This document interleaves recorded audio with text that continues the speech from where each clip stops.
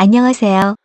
이상튜브입니다. 폴란드가 전격적으로 미국에서 M1A2 SEPV3를 도입하겠다고 밝혀 전 세계의 국방 전문 매체들을 놀라게 했고, 특히 그동안 한국에서 K2 전차를 도입할 것이라는 폴란드가 갑자기 M1A2 전차를 도입하자 국내에서는 아쉬움이 컸을 것입니다. 그동안 폴란드의 언론에서도 갑작스런 폴란드 국방부의 M1 전차 도입 발표의 단순한 사실 보도만을 전했지만, 시간이 지나면서 폴란드 언론들도 폴란드 국방부의 갑작스런 M1 전차 도입권을 취재하고 있으며, 이에 대한 분석 기사들도 속속 등장하고 있습니다.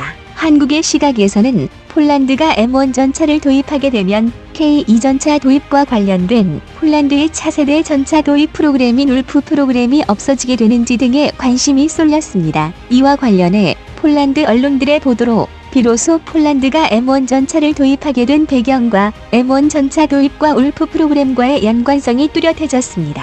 우선 폴란드가 전격적으로 미국의 M1A2 SEPV3 도입을 단행한 것은 러시아의 T-14 아르마타 전차 때문입니다. 러시아는 차기 전차인 T-14 아르마타를 2015년에 공개하고 2018년에 양산에 들어가겠다고 했지만, 아르마타 전차의 신형 디젤 엔진이 설계한 대로 스펙을 발휘하지 못해 러시아는 애를 먹었습니다. 러시아는 신형 디젤 엔진의 문제점을 해결하고 수입에 의존하던 전방 감시형 적외선 장치를 국산화했으며, 당초 설계에 포함되지 않았던 아르마타 무인 운용 기능을 디펜스 추가되면서 양산화가 늦어졌지만, 러시아는 이런 모든 문제를 해소하고 2022년부터 양산에 들어간다고 밝히고 있습니다. 즉, 친러시아를 표방하는 벨라루스와 국경을 접하고 있으며, 대러시아의 최전방으로 불리는 폴란드에서는 아르마타 전차의 양산과 배치는 최대의 위협이며, 현재 추진 중인 차기 전차 조달 계획인 울프 프로그램 윌크는 폴란드 내에서의 현지 생산을 통해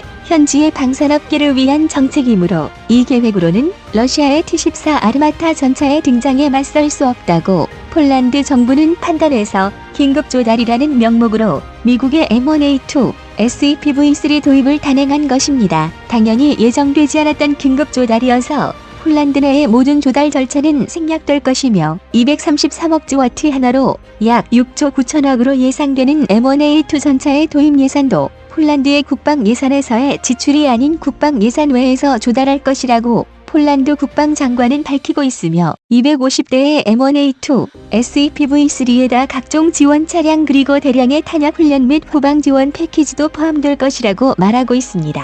이처럼 폴란드는 M1A2 SEPV3 조기 인도를 위해 오프셋과 현재 생산을 포기하고 미국이 제시하는 대외 유산군 사원조 FMS의 내용을 무턱대고 수용할 태세입니다. 즉, 폴란드는 러시아의 T-14 아르마타 전차가 국가의 명운을 위협하는 최대의 위협으로 간주하고 있으며, 러시아의 아르마타 전차가 2022년도부터 생산에 들어갈 것으로 러시아가 밝히고 있으므로, 폴란드는 이런 최대의 위협과 맞서기 위해 2022년도에 미국의 M1A2 SEPV3 전차의 도입을 전격 결정한 것입니다. 폴란드는 현재 러시아 국경과 인접한 지역에 레오파드 EA5 전차를 배치하고 있습니다.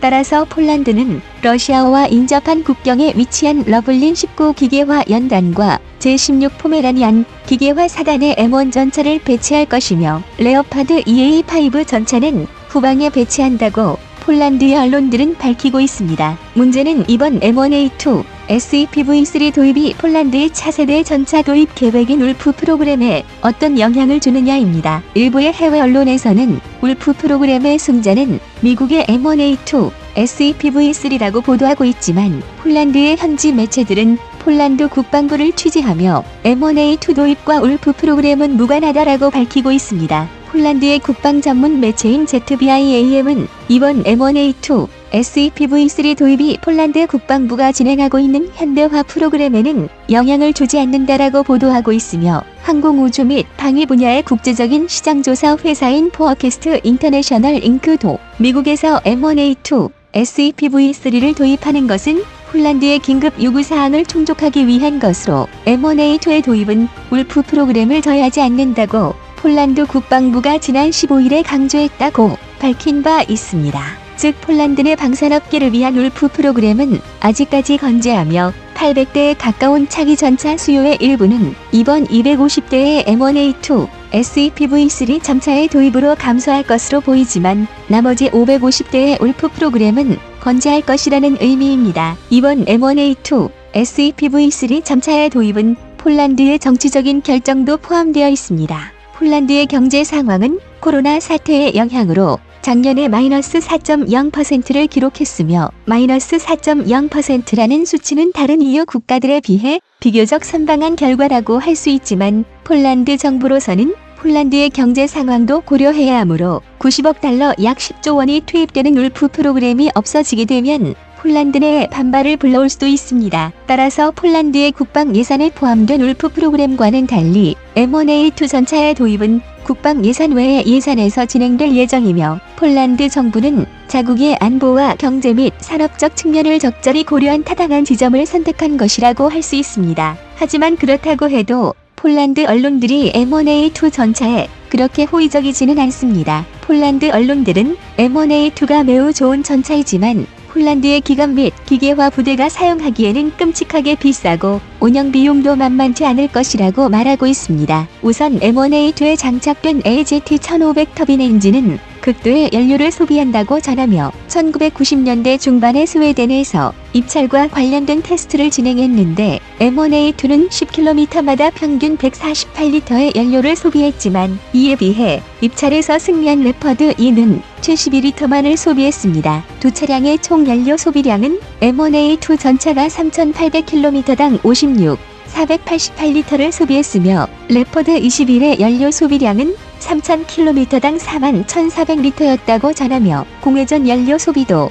디젤 엔진이 장착된 탱크보다 M1A2 전차가 훨씬 높다고 전하며 물론 미국은 M1A2 전차의 연료 소비량을 줄이기 위해 최근까지 노력하고 있지만 여전히 다른 전차에 비해 연료 소비량이 많다고 밝혔습니다. 또한 M1A2 전차의 커다란 몸체와 강력한 갑옷들은 상당한 무게를 초래한다라고 밝히며 M1A2 SEPv3의 무게는 67톤으로 최신 버전의 이스라엘 머케버 전차와 앞으로 영국이 개발할 챌린저 3에 이어 세 번째라고 말하며 그러나 이 전차는 평시에만 이러한 구성으로 이동한다는 점을 고려해야 한다며 전쟁 중에 M1A2 SEPv3 전차는 장갑을 추가로 부착하게 되며 이때에는 무게가 70톤 이상으로 증가합니다. 따라서 이것은 M1A2 전차가 폴란드에서 소수의 다리만을 사용할 수 있다는 의미이며 폴란드가 운용하고 있는 60톤의 레오파드 EA5 전차도 현재 폴란드의 큰 강을 건너는 데에 문제가 있다라고 밝혔습니다. 여기에 M1A2 구입과 전용 시설 비용을 제외하고 M1A2의 연료 소비량은 다른 전차보다 훨씬 더 많으므로 많은 양의 연료를 전방으로 전달하기 위해서는